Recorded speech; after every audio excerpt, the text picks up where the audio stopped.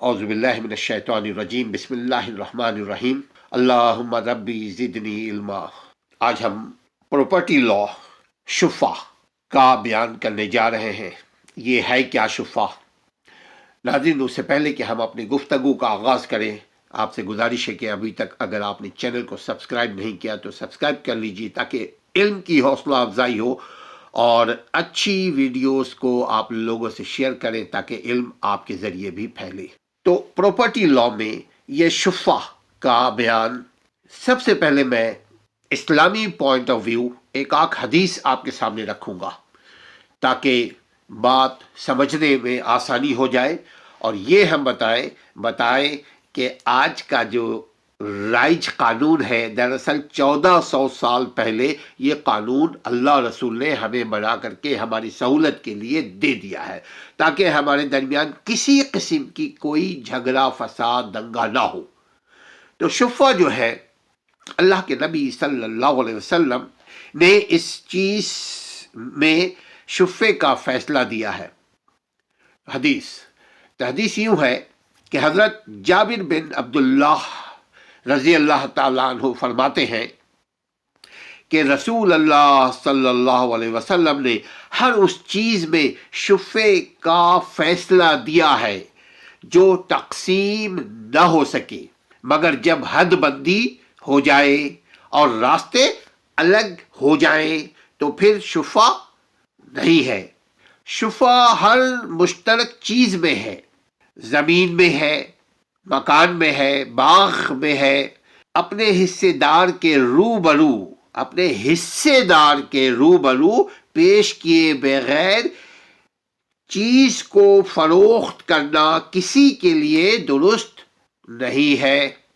ناظرین سمجھیے گا، حصے دار جس کو قانون نے اور اسلام نے اس کا حصہ دیا ہے، جو حصے دار ہے اس کو مطلع کیے بغیر آپ اپنی جائیداد کو، یعنی جب تک بٹوارا نہ ہو جائے، آپ اپنی جائیداد کو نہ کرائے میں لگا سکتے ہیں نہ فروخت کر سکتے ہیں، اس لیے کہ ابھی یہ مشترکہ ہے۔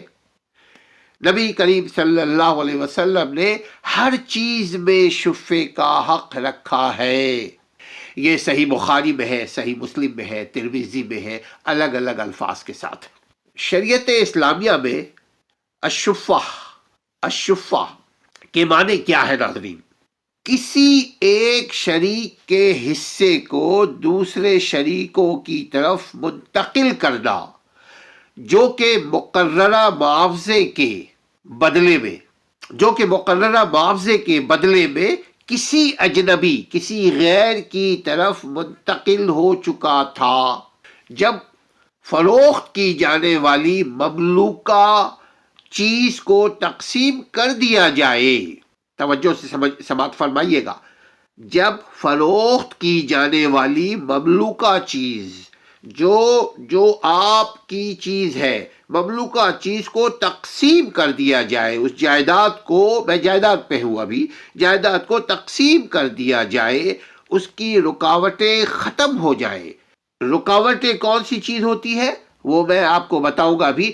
حدود متعین کر دی جائے، کس کا حق کتنا ہے وہ متعین ہو جائے، اور جائیداد کی تقسیم کے ذریعے سے ہر ایک کا حصہ نمایاں، واضح ہو، ظاہر ہو جائے۔ راستے اس طرح بنائے جائے کہ ہر ایک کا حصہ اسے حاصل ہو جائے اور آنے اور جانے میں کسی کو تکلیف نہ ہو۔ ناظرین، یہ تو شفا کا قانون ہے جائیداد میں۔ اس کو اس طرح ہم آپ کو سمجھاتے ہیں ناظرین کہ اگر آپ 4 بھائی ہیں، 2-4 بھائی بہنیں ہیں، آپ جائیداد میں آپ حصے دار ہیں، اور وہ جائیداد میں آپ کو کوئی 100 گز، 200 گز، 1000 گز، 1000 ایکڑ، 1 ایکڑ کوئی بھی زمین آپ کو ملی ہو، اور وہ زمین جو ہے اس تک پہنچنا اور وہاں سے نکلنے کا راستہ انڈیپینڈنٹ ہونا چاہیے۔ ایسا نہ ہو کسی اور کے راستے کو چھلانگتے ہوئے، یوز کرتے ہوئے، استعمال کرتے ہوئے آپ کے گھر جائیداد تک پہنچے، چونکہ اگر آپ کے گھر جائیداد املاک تک پہنچنے کے لیے کسی اور کے جائیداد کو کراس کرتے اگر آئے تو وہ ٹریس پاسنگ لا، یعنی یہ ٹریس پاسنگ لا کے زمرے میں آ جائے گا، ٹریس پاسنگ کا مرتکب ہو جائے گا، یعنی وہ پھر خلاف قانون ہوگا۔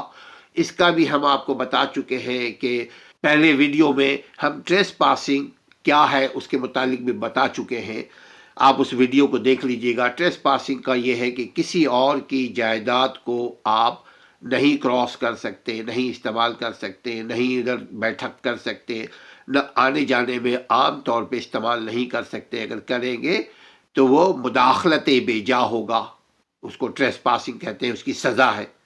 تو اسی طرح شفا جو ہے، جب تک آپ کو آپ کا جائیداد نہیں مل جائے اور آنے جانے کا راستہ بھی بالکل انڈیپینڈنٹ ہو، بالکل آپ آزادی سے آ جا سکے 24/7 24 گھنٹے، آپ کا الگ میٹر ہو، الگ ساری چیزیں ہو، آپ کے آنے میٹر ریڈر جو ہے وہ آ سکے، ڈائریکٹلی آپ کے گھر دروازے تک پہنچ سکے، آپ کا جائیداد بالکل دوسروں کے ساتھ ملا ہوا ہو لیکن ضم کیا ہوا نہ ہو، اس کو شفا کہتے ہیں۔ شفا کے معنی کھولنا بھی ہے، رسی کو کھولنا بھی ہے، یعنی اب آزاد ہو گئے ہیں کہ اب آپ اپنے جائیداد کو چاہے تالا لگا دیں، چاہے فروخت کریں، چاہے کرائے میں لگائے، چاہے اس کو اسٹور بنائے، آپ کی مرضی ہے۔ یہ تھا شفا کا ایک چھوٹا سا